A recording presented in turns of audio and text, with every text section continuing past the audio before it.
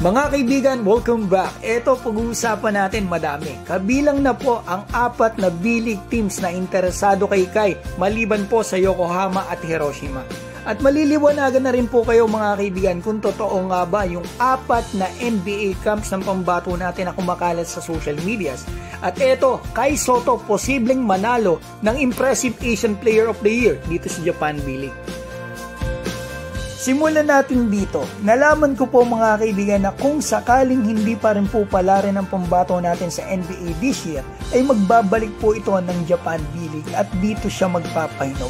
Yan po ang plano daw ng kampo ng pambato natin na ang masasabi ko talaga at ngayon ko na-realize, parang gusto nila ay slowly but surely at parang blueprint ito ng career nito nga sila Aaron Baines at Boban Marjanovic. Naging undrafted sila sa NBA, ilang taon sila naglaro overseas, nagpahinog bago naglaro dito sa NBA. Di ba mga kaibigan, matagal sila bago nakapasok, pero nung nakapasok sila, nagtagal talaga sila. Mukhang ganyan talaga ang gusto ng kampo ni Kai, kasi yun din ang gusto talaga ng Wasserman, yung kung makakapasok si Kai sa NBA ay matagalan at hindi panandalian lang. So eto mga kaibigan, balik po tayo sa Japan B-League. Kung sakaling magbalik si Kai dito sa Japan, mga kaibigan, ano kaya yung team niya? Sa totoo lang mga kaibigan, hindi ko po alam ang sagot. Pero alam ko yung mga teams na interesado kay Kai. Eto, Shinsu Brave Warriors, Osaka Evesa, Utsunomiya Birex, at eto Kuwamoto ng dito. Yan po ay nung December lang.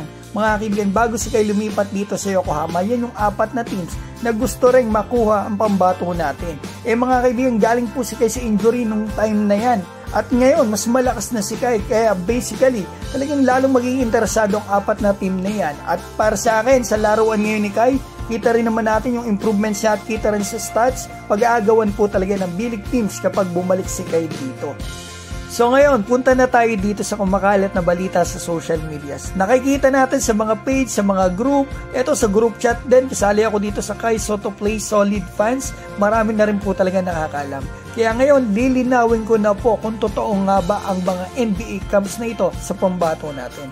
Eto pong lumabas na ito, ang alam ko talaga ay si BPH ang una naglabas nito.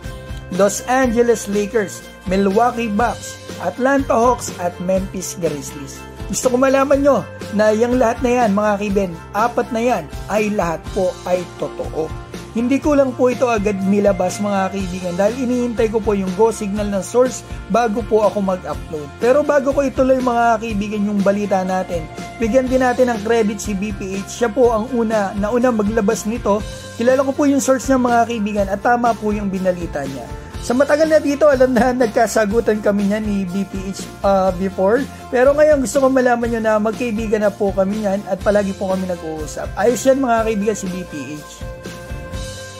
So eto, balik po tayo sa Japan B-League. May 31 awarding na dito at ngayong araw, nag-announce sila ng bagong award na ipamimigay nila. Ito po yung Impressive Asian Player of the Year. So basically mga kaibigan, yung mga Gilas players natin ay candidates po dito.